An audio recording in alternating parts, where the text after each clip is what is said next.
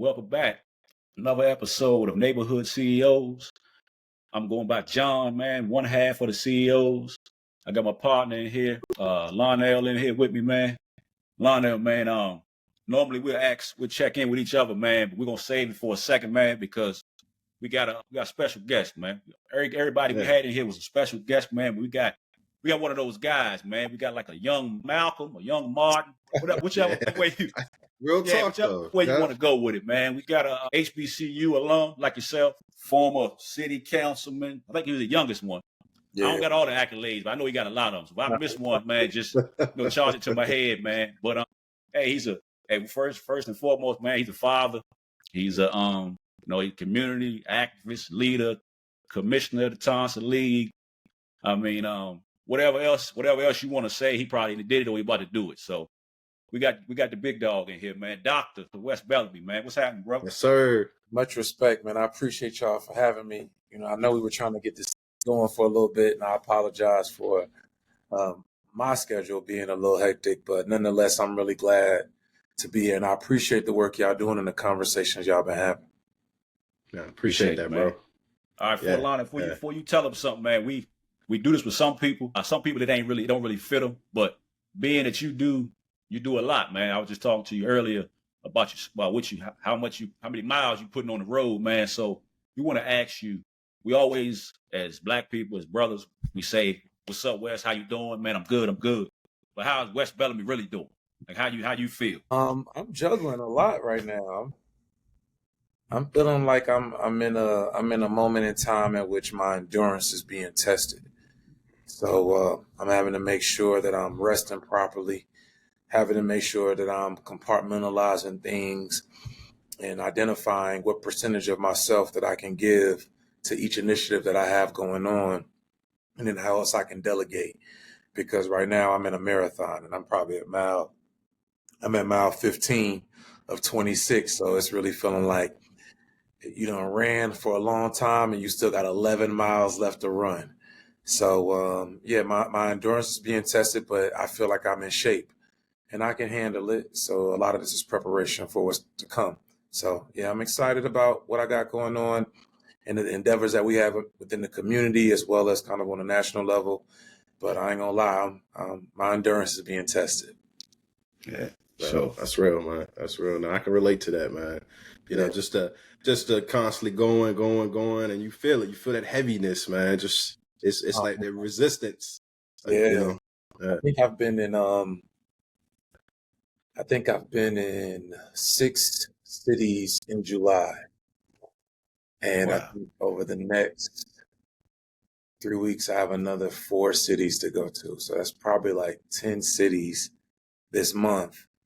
On top of being a dad and on top of Tonsilor, which I quickly realized after missing Sunday, I had to give a speech at the NAACP convention in Vegas. So I missed Tonsilor on Sunday, which I quickly realized I cannot miss any more days because things get a little hectic. So, we got our 2-week coding academy going right now, week code 2. So I'm super happy to be here with that. So it's like going places and catching a flight right back. But, nonetheless, man, this is what God made me to do. And this is what I firmly believe is my responsibility. This is my purpose. This is my mission. So, you just do what you got to do and you move forward. That's real. Sure. That's real, man. That's real. For sure, man. Y'all John? Y'all deep. This the only cons of the way we do this because I wait for him to do his thing, he wait for me to do my thing. So in the future, in the part 2 of this, when you elected for something or you win a Nobel Pulitzer, I don't know what the awards are. When you win something, man, we're gonna sit down and do it the right way. So yeah, that's all it is. We try to play off each other, man. Don't say it so short. Shoot, I was telling you before, I don't really do a lot of interviews or, I don't really do a lot of these. So I was honored to be here because y'all are doing it the right way. And I appreciate that, bro. I'm super proud of y'all, man. And I'm honored to be here. So, y'all doing it the right way. Trust me. The first live, one of the first live round tables where you're gonna be in attendance, man. All right, All right. Hey, so we start off, man. You got so much going on, man. You got such a dynamic, unique story, man, and you're such a unique individual, man. So just tell us a little bit, like, of course, where you from, but how you first started off, where you from, how did you get to Charlottesville? And, what I mean, just a little bit of your background. Sure. So I was born in Atlantic Beach, South Carolina, which is home of Black Bike Week, one of the only Black-owned beaches on the entire East Coast and one of the last ones still in existence. But I grew up in Atlanta, Georgia. So I moved to Atlanta when I was like 1 year old, something like that. Myself, my mom, my dad. My dad's been on drugs for the longer part of my life. So he soon left, and it was just me and my mom kind of making our way throughout Atlanta. And I moved to Charlottesville shortly after graduating from undergrad at South Carolina State. I got a job here at this place called NGIC, National Ground Intelligence Center of 29. So I moved here in September 11th of 2009, and it was culture shock because, growing up in Atlanta and going to HBCU and then coming here where I was literally asking every Black person I saw, like, where are the Black people? Because I did not see them. Until I soon found, we here, we just kind of hid it or kind of know where to go. So I moved here, like I said, in 2009. I worked there for a year. I quit. I thought I was going to go to law school, but I ended up becoming a teacher at Albemarle High. Then started a boxing club for kids. Deferred law school a couple times, and really kind of felt like I can't leave the community as we're starting to do these different community days. And we got the boxing club and kind of starting to build relationships and build community here. Ran for office the first time, 2013. I lost that election by 4 votes. And came back and we did more work in the community and came back after that in 2015, got the most votes in history. First person to win all 10 precincts, and served on council from 2016 to 2020. A couple things happened in between that, statute of people and fighting white supremacy and whatnot. But, more than anything, man, I'm really proud to call Charlottesville home. I've been here for 15 years now, and I absolutely love it here. I love the people here, and I really appreciate the support that comes from people here. Like, this is, people ask me where I'm from now. I don't say like Atlanta or South Carolina. I say I'm from Charlottesville. I really appreciate just the community for supporting and really kind of taking me in as family. And family don't always get along. Like, that's the good part. Family, you don't always get along with your cousins, or maybe you got that one aunt, but family's family. And this community has definitely shown me that we're family. Yeah, that's solid, man. That's solid. It's your name ring bells, man. I was out in Mexico. Okay. And I met, and if I tell somebody where I'm from Fluvanna County, I gotta throw Charlottesville. Right? Got to, right? Yeah. And it's like, and everybody else out there, Savannah. Yeah, man. And so, good guy named Tony. He's like, Wes. He's like, I was like, yeah. I mean, I know of him. He's like, yeah, man, we grew up together in South Carolina or something like that. But a gentleman named Tony, and he was in a wedding with one of my other a mutual friend type situation. But man, it's great to kind of see your journey, how you went from Atlanta, South Carolina, Charlottesville. What experiences do you feel in your life has kind of shaped your path and has, made you choose your career and the path you're on? I would say that's a great question. I would say, one, I've kind of known since a very early age what my purpose was. I consider myself to be a spiritual person, a lot more than a religious person.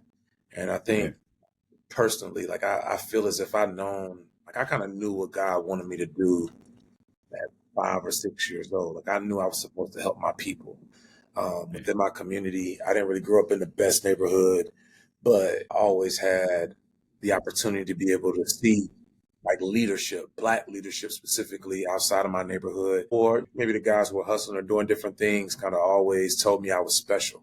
Family members always told me I was special. And I think coming to Charlottesville, I noticed there were a lot of people here who were working and doing a wide variety of different things, but maybe hadn't seen Black bold leadership the way in which I saw it growing up in Atlanta. It wasn't foreign for me to see Black folk who were loud and outspoken and in positions of leadership. and talking about the things in which weren't going to happen, we weren't going to go for, and what we were going to do unapologetically. And again, I think there are a lot of people here who have been like that and done those things, but I don't know if they've always kind of received the attention or the respect from the others in which they should have. So coming here, again, getting acclimated in the community, I think that it was really just the people and me spending time with like Miss Holly Edwards or spending time with Joy Johnson or a lot of the elders and, the old heads and even some of the younger folks in the community who really just made me understand and made me feel compelled to want to stand up and speak for the people who don't always have their voices heard, and also allow them to have their own mic. Because, like I kind of hate the term a voice for the voiceless, because we all got a voice. We just don't always get the mic. So, it's been my position in which try to pass the mic or bring attention to those who need the mic. And I think as people saw the documentary, A Time to Yell More Than a Statue, you saw all these different voices and hear these different people who have strong voices. They just don't get the opportunity to get the mic. And to me, that's really what Charlottesville is about. So, to answer your question, that's kind of a quintessential deeper dive in terms of who I am and kind of got me to this space.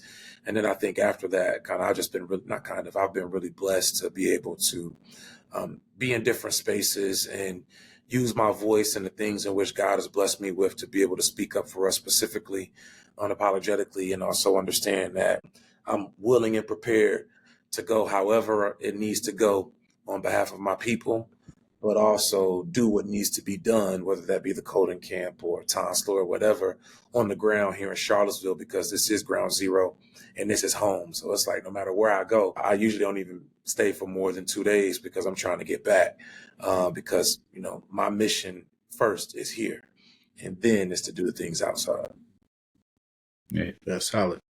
Yeah, man. Hey, so I from hearing you talk, you said you willing, you prepared to go wherever you need to go. If I had to ask, some people, they used to ask us, are you more this or that? So I'm going to say you more Malcolm than Martin. Yes or no? Nah, I actually would say no. I'm definitely more Martin. And okay. Here's why I say that. I think there's a people often have the wrong interpretation of Dr. King. Like Dr. King is one of the most radical individuals you will ever find in history. Yeah. It takes a lot of bold courage to be able to go for white supremacy, go into spaces where people want to sick dogs on you, or they literally want to kill you, and be able to go there and say, nah, what's up? I'm here and we're going to do what we came to do, and you're not going to stop us, or whatever you choose to do. You're not going to make me react how you want me to react. I'm going to react how I want to. So to me, like I definitely identify in that regard. While I have my bookshelf is over here, there's a bunch of books. I've read probably 5-6 books about Brother Malcolm and tons of books about Dr. King. I like my neighborhood where I grew up, or one of the neighborhoods where I grew up is around the corner from Dr. King's house. Like Dr. King had a spirit for his people, unlike many others, and he was willing to sacrifice whatever it took for the greater good of his community. Even if that meant, like the time in which he died, he had a 25% approval rating across the country. Even amongst certain Black folk, they didn't like him at the time in which he passed away because he was consistent. He was willing to make whomever uncomfortable to stand up and speak up for us. And I really admire that. And Brother Malcolm, I think that he had a very short window in terms of his rise, his meteoric rise throughout the Nation of Islam, but then also how people within the nation and others on the outside kind of turned on him so quickly. It made him have to isolate himself in many regards and had to take a more defensive approach in terms of being able to keep his family safe, as to where Martin was very offensive in terms of, I'm going to go where the smoke is, and then we're going to see what y'all going to do. Like if y'all saying that y'all are going to do whatever, well, we're coming. And then when we get there, however it needs to go, it's going to go. But we going and we're going to accomplish our goals. So, I really identify with Martin, also from a policy perspective. Well, that's crazy. That's crazy because that's not the way. I mean, I'm not a history major, but I never, when on the surface, everybody always seems this. One is peaceful. One is aggressive, is with it all the time, whatever you want to do, however you want to do it. But that's enlightening that it really wasn't that way. Yeah. In many ways, I mean, I would encourage anyone to kind of there's a wonderful book, like even the autobiography of Malcolm X, who I literally watched that movie as a kid. Man, probably shaped me more than anything else. My mom has VHS tapes of me walking around everywhere saying I am Malcolm X, like the kids at the end. I was in the grocery store, at the crib, whatever. But like the autobiography of Malcolm X, it wasn't finished by Malcolm. Like it was finished by Alex Haley. So like some of those stories are kind of romanticized because those aren't stories directly from Malcolm. Before the book was finished. There's a good one. There's a book by Manning Marble called X, I think, which has a little more accurate accounts of Brother Malcolm's life. But if you look at Dr. King, I mean, it's very well documented in terms of he was really with, like, I'm going to go wherever they're saying that we can't go or can't be. I'm with it. Like, let's go. We're going to go there. And however this plays out, it's just how it plays out. And again, I really have a lot of adulation and respect for that. Yeah, for sure.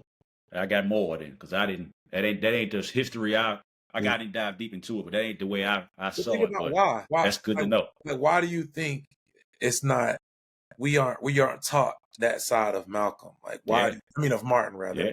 Like, why do you think that we don't hear about his economic plan or his affordable housing plan or him going to Chicago and sleeping in a building with no heat, fighting for fair housing rights for Black folk, like fighting the people in Chicago where he said was the most racist place he ever been, and he had been throughout the South.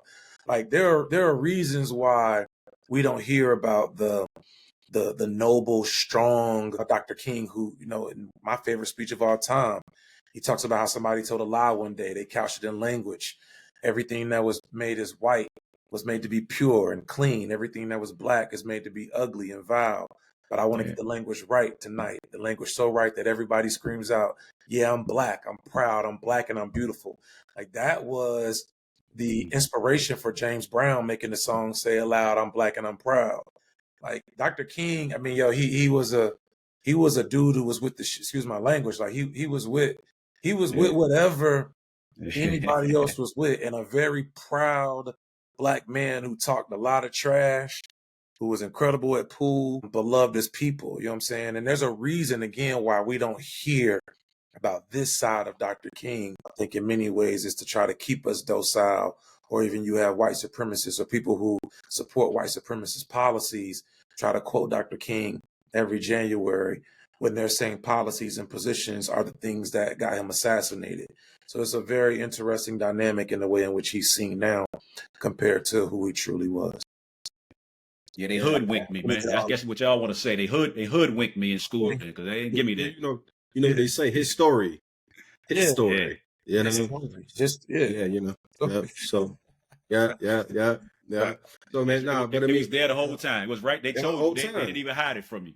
I mean, Wes, do you feel like you mobilized the community, Charlottesville for the statues? I tried. I'm one of many. You know what I'm saying? Yeah. Not solo. I try to do it.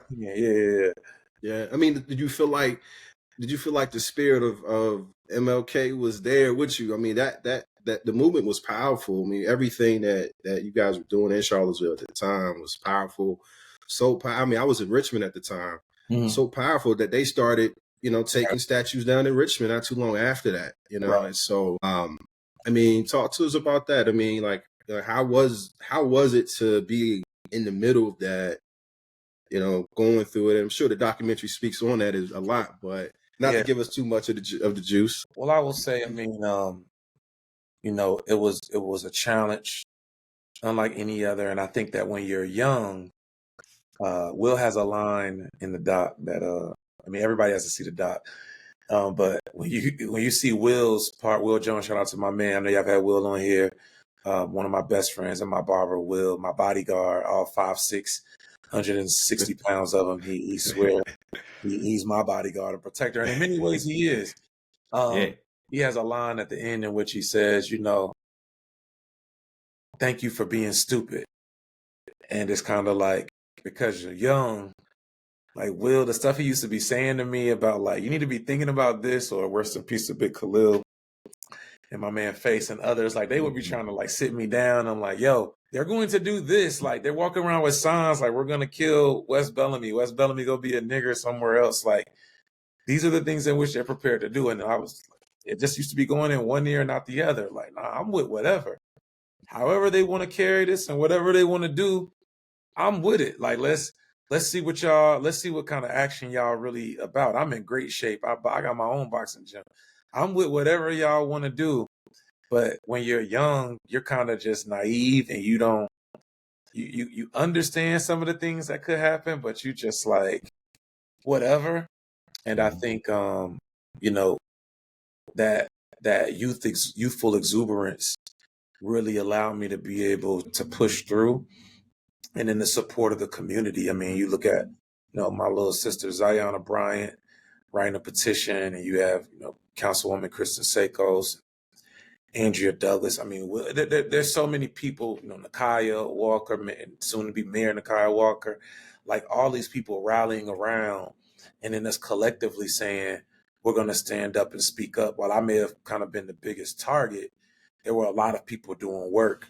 And for me, during that time, it really was just a position in which we got to see this through. Like I could run to that park, and this may sound weird. I ain't trying to scare nobody, but like I could run to that. I would jog to that park, and I would see the statue, and I would physically see what's there now. Like the statue's gone.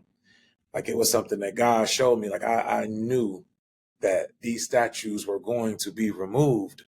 We just had to see it through, and like I could see. So we just had to make it happen. And now here we are, this is the 100th year in which the statues were erected.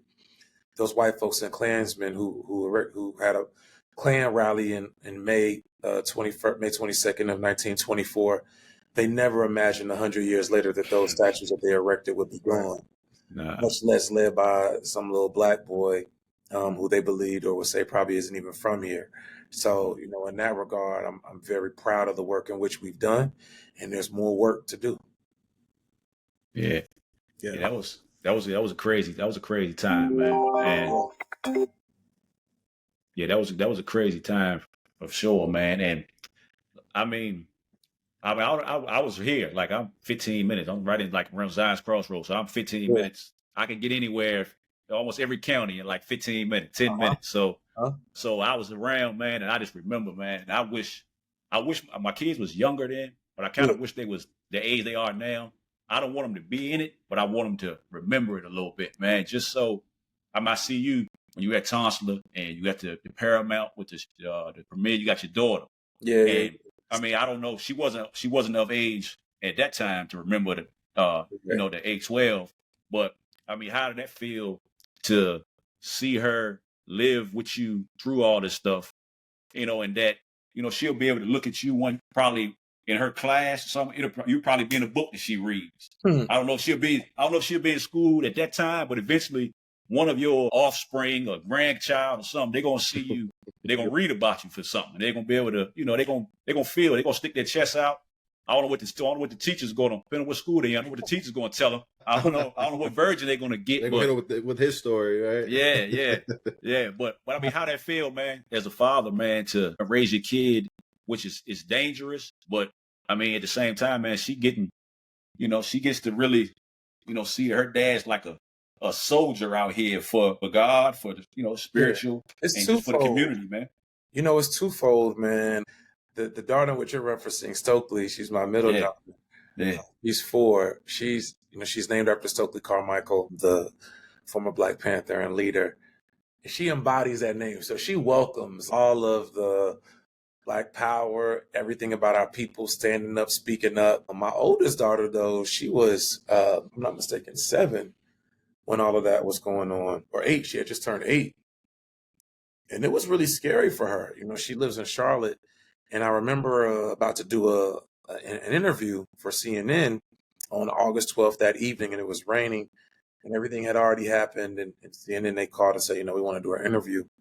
And she called me and she's like, Daddy, and I said, I'm going to call you right back, honey. I'm about to do the news interview. Sorry about that. Tell her I'm about to do his news interview real quick. And she Her mom turns on CNN and she's like, yeah, there's your dad. But they're showing the loop of the car running into Heather Heyer, rest in power to Heather and Courtney and Marissa and everybody else. So she yelled out like, oh my God, those people are trying to kill my dad. So, that was traumatizing for her. Like she was really scared the rest of the night and the days after, because she didn't know what was going to happen to me.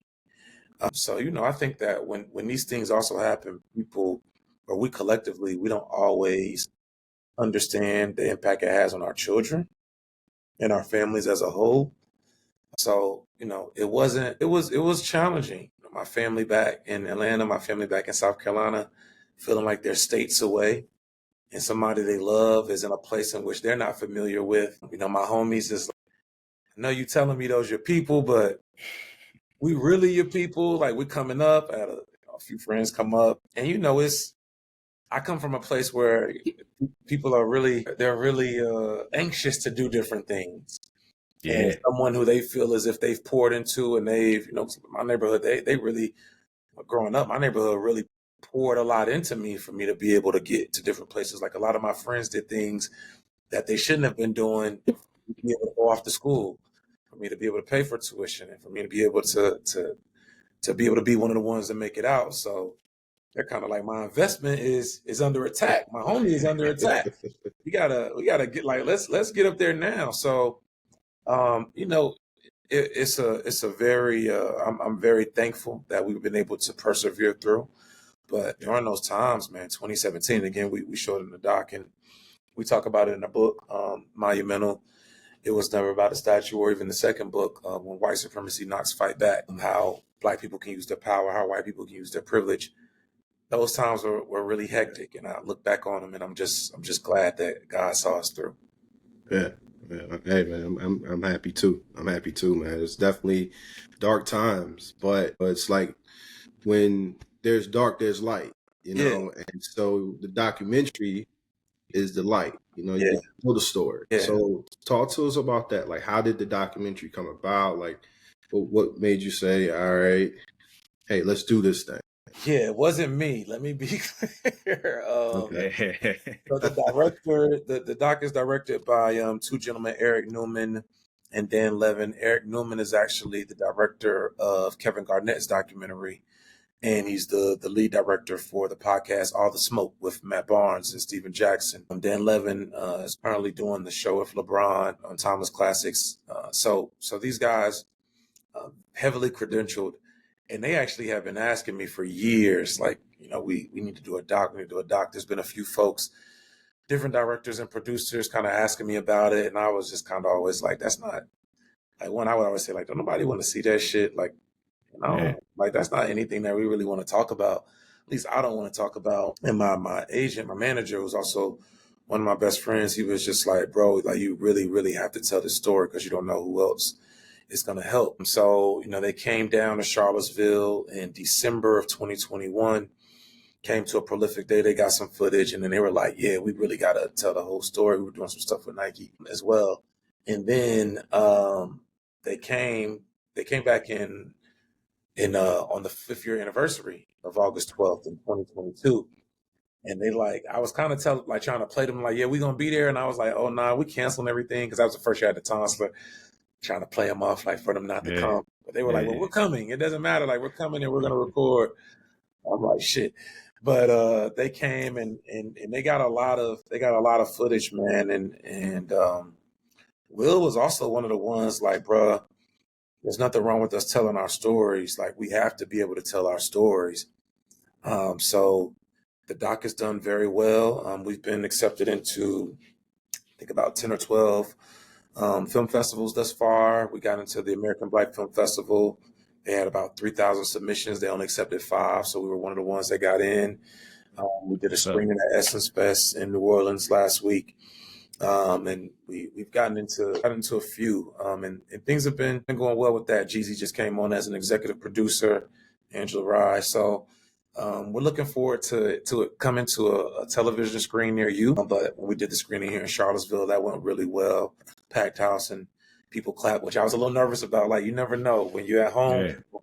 like, will they like it because it's the story they had to go through? But I'm really glad and proud of the work in which we put together. And I really think it's a story of all of us. Like you see in the doc, people who, again, never get the opportunity to be seen on the screen, folks from Tonsler, folks from Prolific, like seeing our community is much more than just what happened on August 12th, 2017. So I'm really proud of it. Yeah, man. You know, it was it's it's trauma, bro. Like, and you know, like it's y'all, you know, and I'm glad y'all owning it and talking about it, because it you know, it's something that sometimes if you don't, you're like, where does it go? How do you deal with it? How do you manage it? So I'm hats off to you guys, man. You know, I think it's you know, really inspiring to see you guys put it out there and normalize it. Yeah, man. I mean, I cry every August 12th. Like Will and I would usually run together. And I remember like a couple years ago, just running with him. We just was like, all right, we're going to run. And like, I'm good, telling myself I'm good, I'm fine. And we ran by the Jefferson School, bro. And I just burst out into tears. Like, I didn't even know why. But like you said, it's this deep rooted trauma. Like we lived through something that was chaotic, and very emotional. And yeah, we're owning that. And again, telling our story, which I'm hoping this doc also inspires people to do. Like, tell your own side, tell how you felt about what transpired. There's nothing wrong with any of us, however you see it, telling your side, or not just even about like, you know, things that happened on August 12th, like Black folk telling their stories in general. And we deserve to be able to talk about the things in which we've experienced, no matter how high or low you believe them to be. So in that regard, I'm also really proud. Yeah, man, I wanted to see it, but it was like I was thinking when I asked you about it, I was thinking it's gonna be a Friday, it's gonna be like a red carpet, everybody gonna dress up. Then I got close, I was like Tuesday, I was like, damn, damn, how I'm gonna make this joint. So I didn't make it, but we got another screening coming. I guess you guys will be the first to hear. We're going to be doing a screening on August 11th, Friday, August 11th. There we go. I like that. So yeah, we're really excited about that one as well. That I didn't know like how, again, people were going to perceive it. It did very well elsewhere, but you never know kind of how things can go. Yeah. But we were really Home's different, man. It's different at home, man, because people want to feel involved. They want to feel like, hey, I would have, you know how it goes, man. So that's just, you always love more, or you love at home, but it's different away because they don't have no preconceived feelings, or, you know, they don't have no, you know, they don't have nothing to it. It's just all on the surface. So it's different. It's different at home, man. You love being at home, but you know what I mean? Yeah. I mean, I love being here, and there is a lot of love here. Like every day someone comes up to me and tells me thank you, or they appreciate me or whatever, but still I think it can be a little iffy sometimes. So well, it's different when it's like this, when it's like, because I mean, you know, this ain't a New York. Charlottesville is not New York, it's not Atlanta. So when it's finally like some light on here, you know, it's kind of like roaches, you know. I mean, just for lack of a better term, man, people just want their 15 minutes, man. You know, whether they deserve it or not, but people just want to be. They want to feel involved, man. So, you know, we're always gonna have that. We're always gonna fight that fight, man. But yeah, I think it's dope though, man. And I'm definitely gonna be there on the next one, man. But I got a question, man. Okay. So, I mean, I see your social media. You know, everybody's story. I've checked out Wes. What are you doing? What do you got going on? So, what's your day, man? Because what it looked like to me every day, Wes he's running. Yeah. All right, he's running, and then I guess he's gonna get some work done somewhere in there. And then after that, he's gonna box. Yeah. He's gonna pick up his kid. Yeah. He's gonna do something with his kids. Yeah. And then he's going. I mean, what you doing? What's the day like, man? Because it look like I don't never see on your story. It's time to sleep. It's time to eat. Yeah. But nothing like that. So I think so. Let's just clear this up. Everybody always asks me, like, when do you sleep? You do all this stuff. So I sleep like everybody else. Yeah. I usually go to sleep around 11:30. I wake up around 5:30 so I can run, you know, get my push-ups in, and then whether that means like I have to go somewhere to give a talk or catch a flight or drive somewhere, I usually try to schedule those things to be, you know, if I have to do those things, do them in a day, and then so I can be back. And then once I get back, it's daddy mode, or I try to box before going to pick up my daughter from school, or if she's with her mom, I utilize my time to, if I have a housing authority meeting, I'm the chair of the housing authority board. So, be around the way. Thursdays and Sundays are regulated for Tonsler. But for me, it's really just all about planning and properly kind of having my day laid out and maximizing, because there are so many different things in which I'm doing or different hats in which I wear. I have to maximize and be efficient with my time, because I really don't have a lot of time to waste. Like I was kind of saying earlier, if I have to travel, I try to go, and then if I can get back the same day, I come back, or if nothing else, I come back the next day, fly back the next morning. It's really important for me to like take my daughter to school or be there to pick her up. Like my middle daughter, Stokely, is definitely a daddy's girl.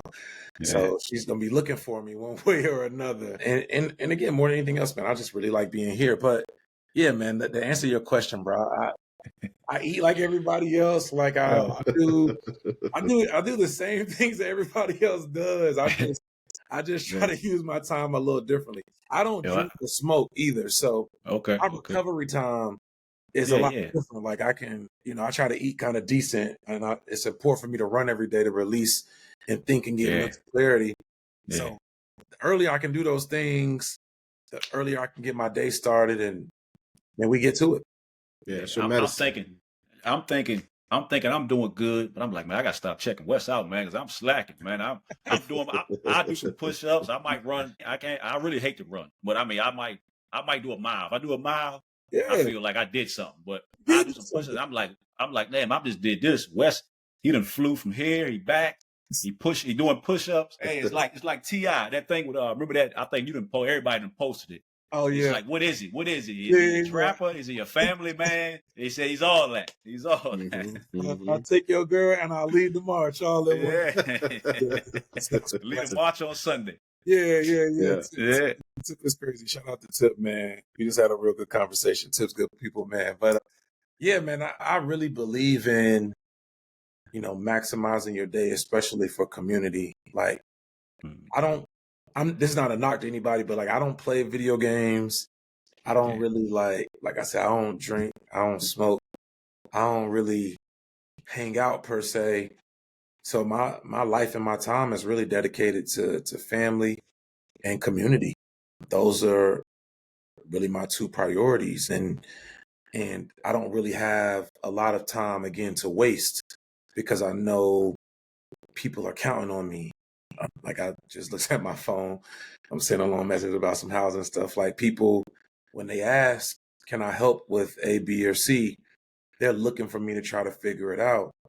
So I need to be in position to utilize my resources or my relationships to help these people, because again, they don't really know other people. Not saying I'm the only person, but a lot of times folks come to me and they're looking for help and they're looking for assistance. And I know what that was like. Me and my mom were like that. Like I know what it's like to be counting on somebody to help you out of a situation in which you really don't know how you're going to get out of. And God has blessed me with different tools and resources or access to resources. So that's what I prefer to use my time on.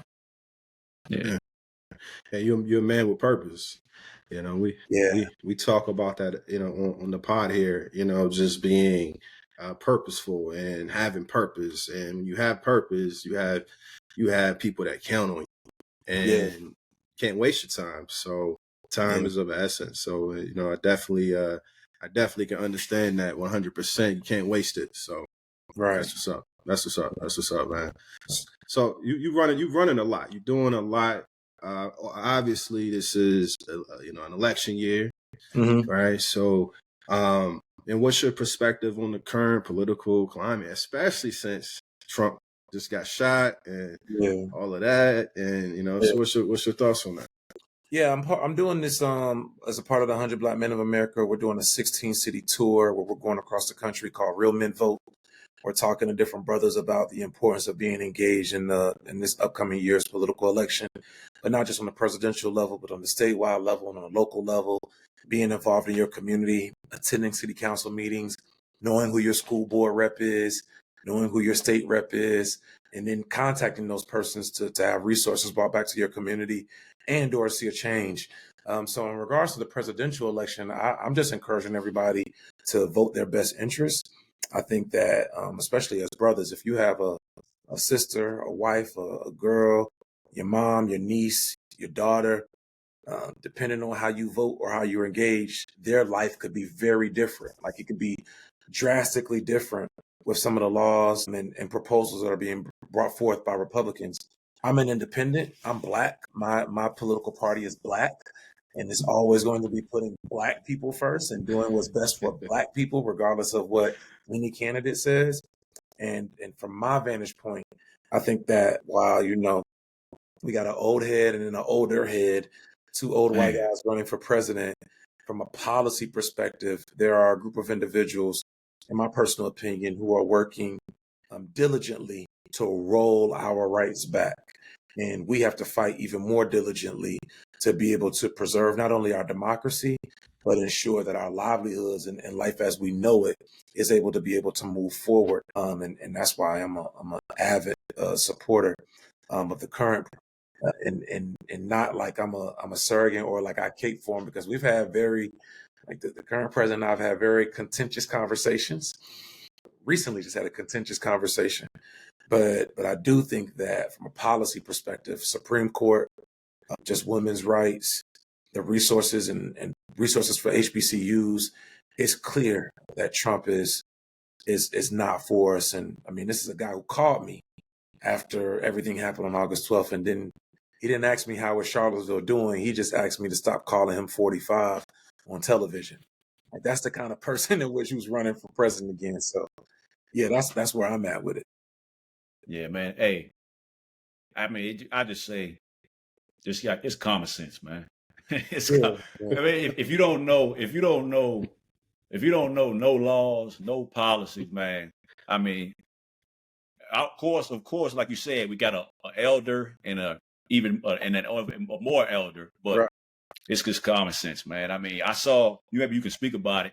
What you said about that, one of those things about with employees about the 40-hour. Yeah. Yeah. What was that? I mean, because I tried to tell my wife about it. I was explaining it to her, and I was like, that was crazy, just from that one thing that I saw that you had posted. Yeah. So Project 2025, it would change the 40-hour work week to a 160-hour work month. So your boss could like make you work extra hours with no OT. And like they could, that would just be that. Like, yo, cut your hours later in the month, like that. Yeah. No, like Project 2025 is really the blueprint for what they're looking to do. In terms of like really rolling back African American history in schools, like making abortions permanently banned in all 50 states. There's a multitude of different things in which they're looking to do, man. Like, yo, and the blueprint is laid out for them. Like, they're telling us, this is what we're gonna do. Yep. Like, we have to fight back against that. Yeah. And for me, it's like, I don't want to be. I mean, I told y'all earlier in the beginning, I'm a little tired, or I feel the marathon, but I'm going to St. Louis next week, and I'll be going to Milwaukee, to Detroit Saturday before going to South Carolina to see my daughter. I'm hitting the road talking to Black men because like, I don't want my daughters to say that daddy didn't do everything he could to try and preserve their rights to choose to do whatever they wanted to do and be who they wanted to be. It's one thing for them to see me as a leader or whatever, but I want to be able to say to my daughters, daddy did his part, and whatever else happened, and hopefully it goes the right way. Yeah. And that Project 2025 is real deal, man. I looked it up. Hey, man, we definitely got to get involved because it's what's the saying? You give them an inch, they take a mile. And I feel like that's just going to be the start. It's just going to be the start. 10 miles off the rip. Yeah, off the rip. Yeah, facts. Miles off the rip. Facts. Yeah, man. So, yeah, man, we definitely got to get involved. I definitely, I appreciate the work you're doing out there, man. You're a true service, providing a true service, and just kind of spreading the word and giving people the knowledge and understanding from a level that they can understand and receive, and I think that's important. It's of the utmost importance, man. I think sometimes people with these letters behind their names, like, because I'm doctor or because, I've served, that means that I'm like, and really, man, we all put our pants legs on. Yeah. Put our pants on one leg at a time. We all have to eat to survive. We have to drink water, and we're all just trying to make it. So none of us are better than the other. And I take issue sometimes with politicals acting as if they're holier than thou, or taking positions in which they talk down to our people as if they don't understand our people. Some of them don't. But, whether it's Sexy Red or whether it's Tamika of the block, like, we have an obligation and a duty to be patient with our people. And if we know more, then let's educate our people, not talk down or condemn our people. And if you're so smart, then break your language and these policies down so that our people can understand. Because a lot of folks haven't had the opportunities to be in the rooms in which maybe I've been or others been in to explain and understand all these policies. So we have an obligation to break it down and talk to us and show that we value and love each other enough to be patient with each other to talk in a way in which we can understand. So yeah, that's kind of that's facts, man. Cool. Yeah, well, we definitely with you, man. Whatever of course, you doing it, but hey, you got love here, y'all man. Doing So it too with the platform. yeah, of course. Everybody's doing their part, man. Like I said the NAACP thing the other day. Like, one, I'm not better than anybody, and I don't expect anybody else to do what I do. Like, this is my call. That's your calling. This is what I'm supposed to do. We all just need to do what we're supposed to do, what you're called to do, and you just do your part, and then we all gonna get to where we need to be. So, like, this pod, in addition to y'all, taking care of your families, your children, doing your part, man, like, that's admirable. That's noble. That's playing a role in making our communities better. So I appreciate y'all and thank you for the work and what you're doing. And if I can ever help with anything, man, I'm here to support.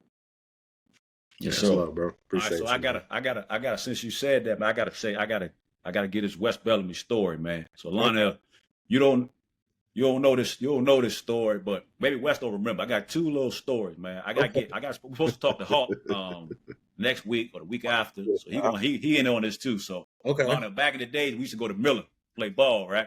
Yeah. Okay. So I don't know. Wes, Hawk, Ma Hawk, because he was there. Wes was there. We was playing. I remember, but I don't remember. We was roll back and forth. But Wes had on like a UVA, like a drive. That was back. If you wear a dry fit, you play for somebody. He's like UVA dry fit. Back this 15 years ago. Uh-huh. So if you wearing a dry fit UVA, you probably play for them. So I said, he's a football player. Wes played football because I know Ma played football. We playing, and they trying to bully me, Lionel. I mean, Ma is telling me like pretty much like this ain't pretty boy ball. This is what we're here to do this X Y Z. So me and Wes, we like.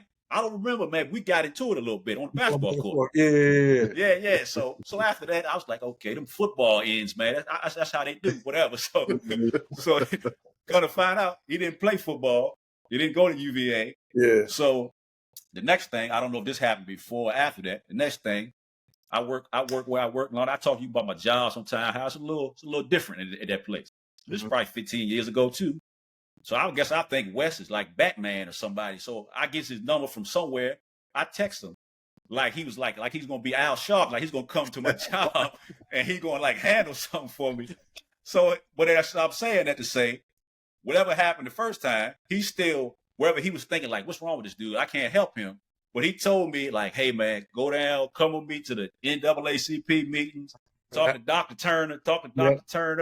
So I'm telling my wife, like, yeah, Wes we're gonna get this thing together. I'm going to this meeting, and then we ain't never make it to my job because that wasn't really his expertise. But I'm saying that to say, hey, it's a good dude, man. So we got into it on the court, and after that, he gave me some direction, which I really didn't need direction, but I thought I did. So I had to get that story out there, man, because I always feel like I don't want nobody ever to feel like I use them for something or like, I'm going to call this person because of this. So I always thought that sometimes, like, I'm going to tell Wes this one day.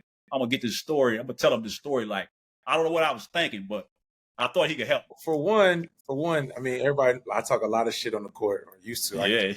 I don't used to anymore. That's why I don't play in time, so I just can watch. These guys are too good. That's why. I really enjoy playing basketball, but then too, like I don't mind anybody calling me when they feel like they need assistance or yo, let's try to figure it out. I may not always have the answer, and sometimes I can't do what sometimes people think that I can do. But one, I'm honored. No, like real shit though. I'm honored that anyone would think of me that way. And then two, I know I have a duty to try and assist or to whoever I think can help if I can't help. That's what you did.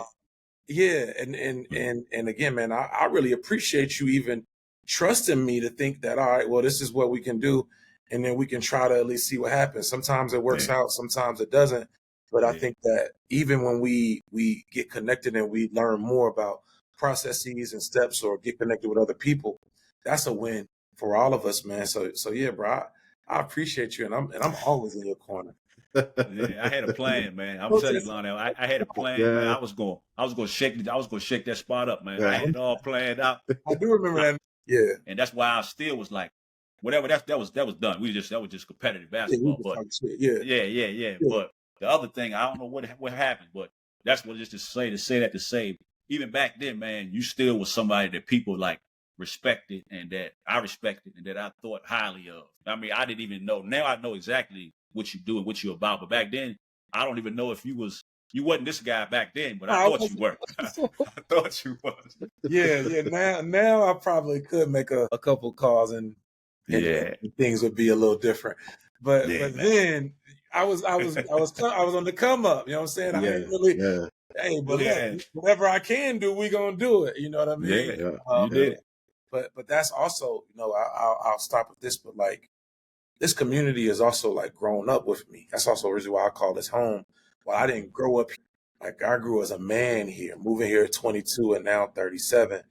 Like I've kind of had to grow up in the public eye a little bit. People have seen me make mistakes and seen me do different things, but like I've grown as a man here and learned about how to be a man and things you should and shouldn't do here, which is another reason why I'm so appreciative of people for being patient with me.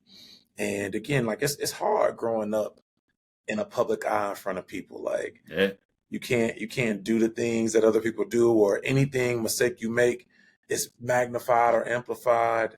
Or sometimes people have a interaction with you 12 years ago and they think that's who you are 12 years later.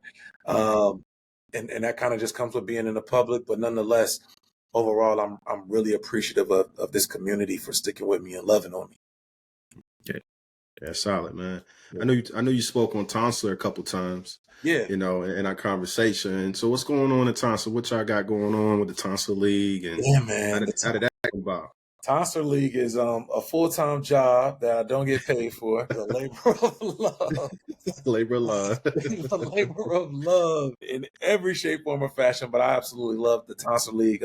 So for those who aren't aware, the Tonsil League is a men's, women's, and youth basketball league that takes place at Tonsil Park in Charlottesville. We have games every Thursday and Sunday. And the original league was started by my guy, Damian Snake Spanks, back in, I think, 2010, if I'm not mistaken. So Snake ran the league for 10 years or so, 10 or 11 years. And one day he kind of hit the guys in a group chat and said, I got good news and bad news. The bad news is I'm not running the league anymore. The good news is if you all stick together, I'm sure y'all could come up with something. So the guys were about to finish the league. And my man, Antoine, shout out to Wet, he was like, well, let's call Wes because Wes ain't going to let the league just die. There you go. Batman. Let's sit in chat. So I get in the chat and I'm like, wait, so like, what do y'all want me to do? Like, I don't know. And Wes is like, well, you got the courts done over. He's like, well, you got the courts done over and, you on the city council or, yo, we can't let the league die. So I talked to Snake and he kind of passed the reins over. So we changed the name from the BCBA to the Tonsil League in honor of Benjamin Tonsil, the first Black principal in Charlottesville. And we've just been trying to build something that's community focused and highlights guys and gals on the basketball court, give the community somewhere safe to come and really feel as if they're a part of a movement and also show Charlottesville why we have the best basketball league in the state, the best talent. Folks come in. We got teams from Martinsville, teams from Richmond, from Fredericksburg. We play teams from DC and all these other places. But more than anything, man, it's just something that's built for us and it's by us.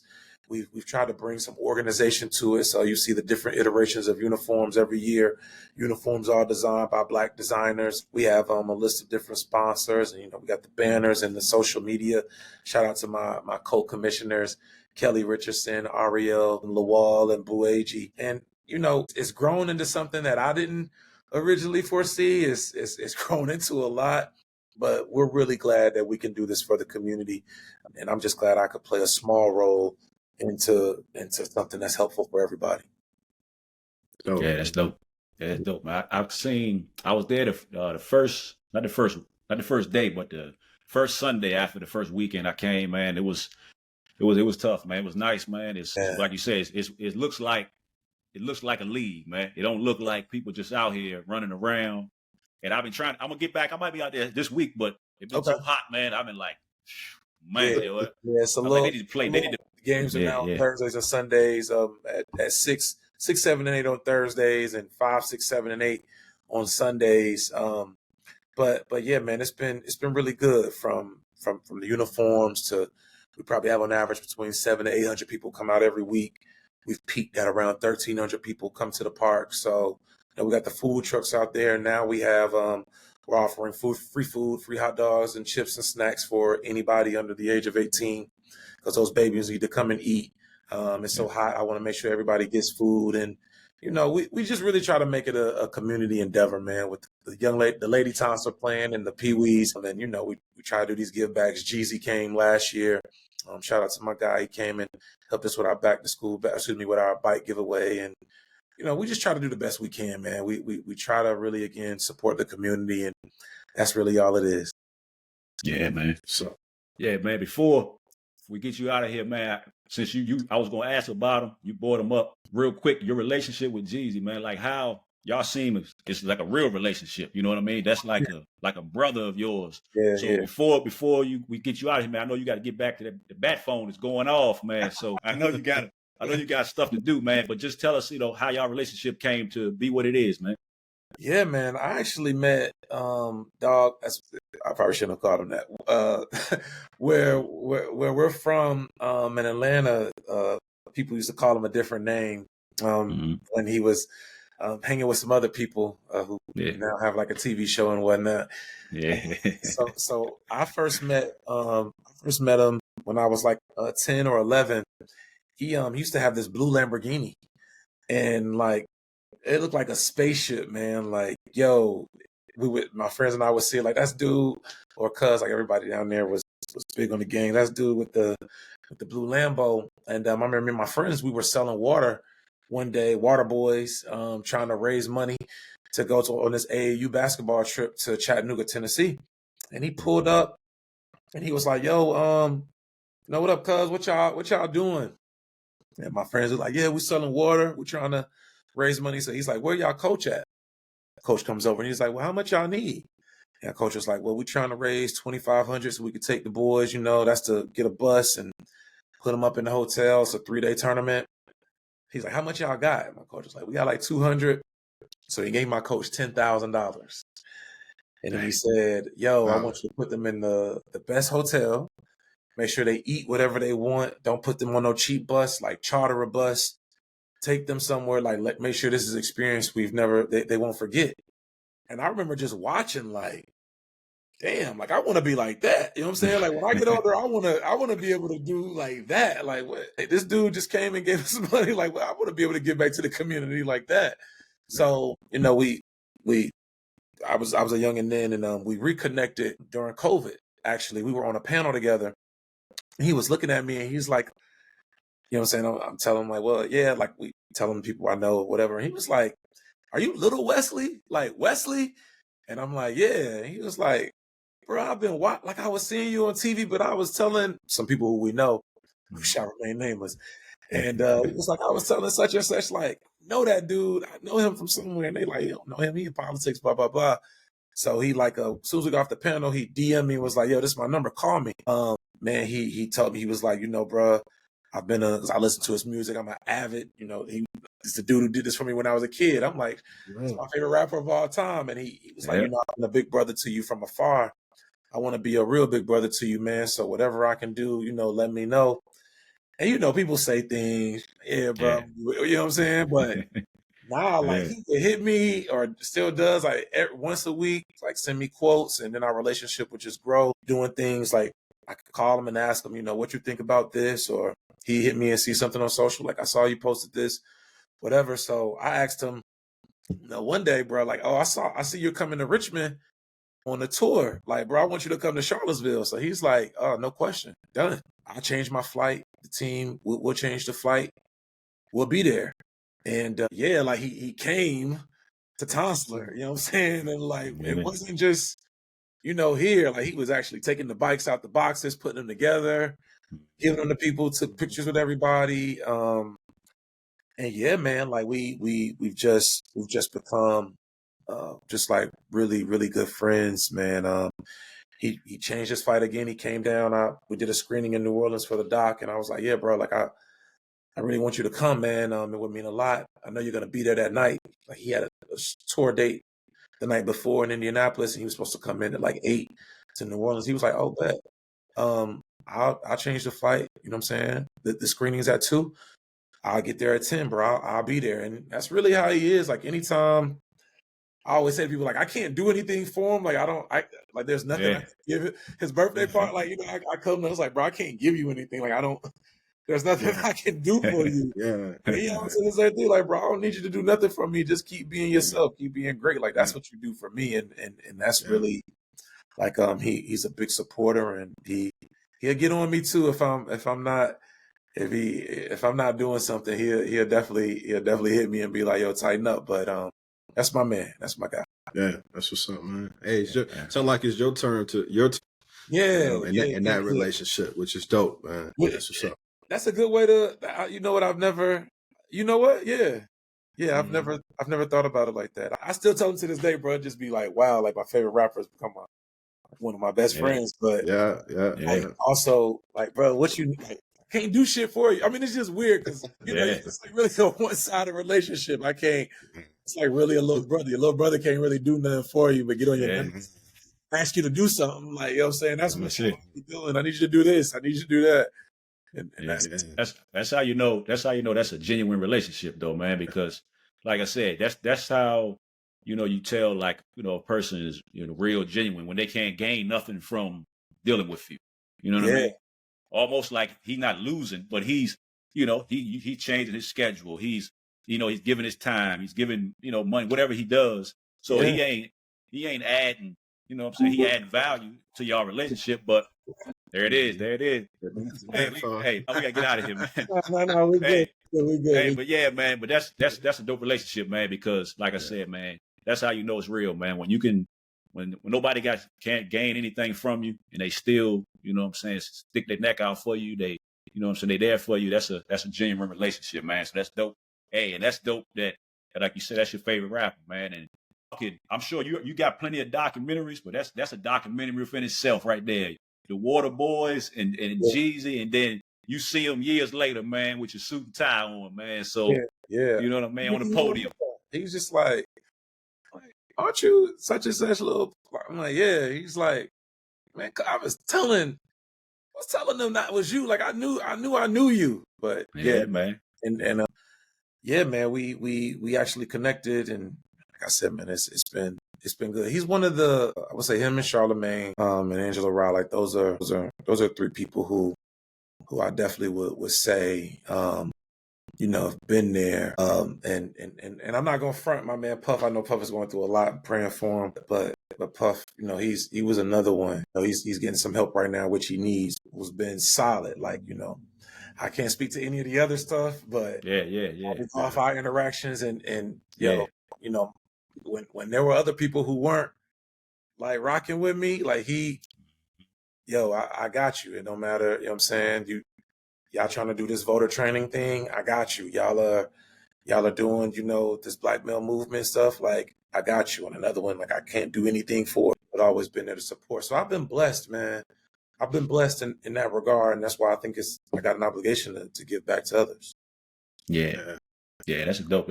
You got a unique story, man. But the thing about it, anybody out here that says like, why does he get this or how is this? Hey, can't nobody walk that walk that you walk, man. I mean, I thought about it to myself like back in the August 12th thing. I was thinking about it like damn, like how does he do that? You know, because I feel like in my small circle, like I'm a stand-up guy, I'm a leader. People follow me. Some people they would listen. I can get people to, you know, do things like positive things or negative if that's what I would choose. That's what I chose to do. You know, some people just got a knack of people. You know, they flow where you flow. But what you do, man, anybody that's, you know, got a negative or like a resentful thing, man. Hey, this they can't walk in them shoes, man, because like I said, man, it's a possibility that you wouldn't be sitting right here. It's things that you went through that, I mean, I wouldn't want to do. You know what I mean? I wouldn't, you know what I'm saying? Everybody not built for that. You know, also, man, sometimes that comes with it. And I, you know, man, I recognize and understand that some people's opinions of you doesn't dictate, you know, who you are. But then, you know, sometimes the criticisms, there's some validity in it. So I have to be able to sit back and say, yo, bro, you might do need to check yourself in regards to A, B, and C. Some people may be coming from a malicious standpoint, but some people it could be, you know, you actually did do something to them. It may not be what they're saying, but you could have wronged them. Like, I'm not above reproach, nor am I above making mistakes. So, you know, criticism, critiques, man, those are just really opportunities for growth. And you just do your best. And, you know, like we talked about earlier, everybody has their own calling. I just encourage everybody to do their own thing. You know what I'm saying? And collectively, we come together and we do what we got to do to help our people, because ultimately that's what matters most. When I'm dead and gone, when the three of us, when they're watching this podcast, you know, 60 years from now, we're not here. I hope people can hear how we, as three brothers, had a conversation about how we work together and we mobilize our people in our own way. And ultimately, that's what matters most. Yeah. That's real deal. That's real deal, man. Yeah, man. I mean, hey, go ahead, Lonnie. Go ahead, John. Hey, you know, go ahead. We you know what I mean? The world, we got worldwide West right here. We done had the ambassador of prolific here. Will we done had the NBA. We had an NBA, you know, NBA All-Star. I mean, not NBA draft pick. So, but we not aesthetically equipped to serve these kind of guests yet. You know, we don't got the background graphics. We ain't got the, you know, we're gonna get there. So we're moving, we're working. So you got a good conversation, man. That's what matters. And ultimately, I've done some of those things, and they have the same things going on, bro. So trust me. Yeah, right. Lionel, do your thing, man. Do your thing, man. Go ahead and do your thing. Yeah, man. I was gonna say, Wes, man, we appreciate you coming through and dropping knowledge, wisdom, and gems, and giving us a vision of who you are and everything you discussed today. If you had to put it in a key, right? What would be that key for the day in the pod? It's just something we give all our guests the opportunity to just kind of leave with something that's solid and a stamp. Yeah, I would say be patient with people, but impatient with progress. We have to be patient with our people because our people are coming along as they come along. Some are dealing with demons, some are dealing with substance abuse, some are dealing with things in which they've been trying to overcome. So we got to be patient with them, commit ourselves to being patient with our people, showing grace towards our people, loving our people, radical love towards our people. And we do that by being patient. But we have to be impatient with progress. Like, we have to consistently push forward for progression, not only for our people, but for ourselves by any means necessary. And as we push forward, that's when we see our communities move forward. So again, patient with people, but impatient with progress. And I love everybody and love y'all. And Black folk, we have nothing to be ashamed of. So let's continue to be ourselves at our highest form. Solid, man. I love that. We can roll with that, man. We rolling with that for sure, man. Hey, so Wes, man, again, man, we appreciate you. Everybody, we appreciate y'all listening. There's people that's going to listen, that's going to watch. Y'all make sure y'all follow Wes wherever he at. If you can catch him, y'all follow us. Neighborhood CEO. Sunday. Yeah. Catch us, man. Neighborhood CEOs, man. Y'all make sure y'all sharing, watching, supporting, man. And like once again, Wes, thank you, dog. I appreciate you, man. Hey, we'll see you, man. Love, dog. Love, man. Y'all be good. Yes, sir. Peace.